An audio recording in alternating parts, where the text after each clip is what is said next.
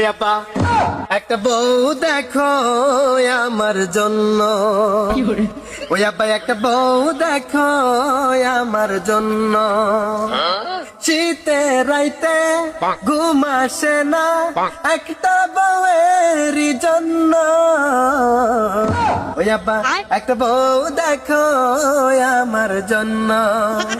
ও বাজানডে বিয়া যদি দিয়ে না দেন আপনার এই সিঙ্গেল ছেলেকে, তাহলে আপনার এই ভদ্র ছেলেটা হয়ে যাবে জঘন্য। ওই আপা একটা বউ দেখো আমার জন্য, ওই আপা একটা বউ দেখো আমার জন্য। এ বাবা, তুমি কি পাগল হয়ে গেছো নাকি? কেন আব্বাজান? তুমি যে আমার সাওয়াল তোমার পরিচয় দিতে আমার লজ্জা লাগছে। কেন আব্বাজান? বাবা তুমি আমাকে মাফ করে দাও বাবা। আরে লজ্জা হলো নারীর ভূষণ, এটা পুরুষ মানুষকে মানায় না।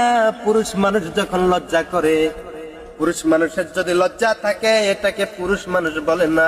আর আপনি আমার আব্বাজান, সম্মানের জায়গার মানুষ, আপনাকে আমি সম্মান করি। আপনি আমার দেখা সর্বশ্রেষ্ঠ সর্বকালের পুরুষ। আর আপনি যদি লজ্জা পান তাহলে আব্বাজান আমি আপনার সন্তান হিসেবে আরো বেশি লজ্জিত হব।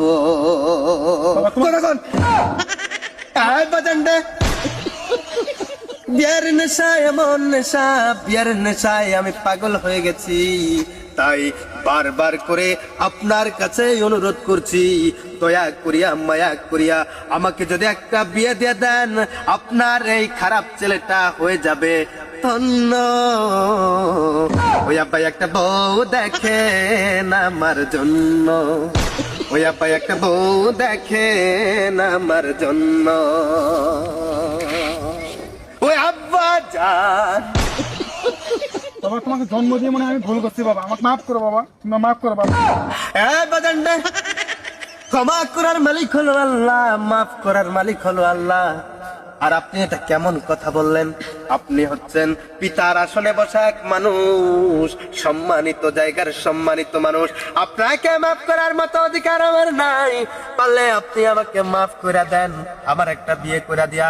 এত কইরা অনুরোধ বিনোরোধ করি, এত কইরা বাজানডে আপনার পায়ের তলায় ছায়া তলে আশ্রয় নিয়ে আপনাকে বোঝানোর চেষ্টা করেছি, তারপরে আপনি কথা শুনেন না।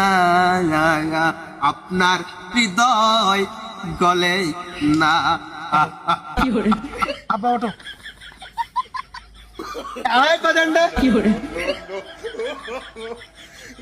আব্বাজান আমাকে বিয়ে করে দেন, আর আমি কিছু বলতে চাই না।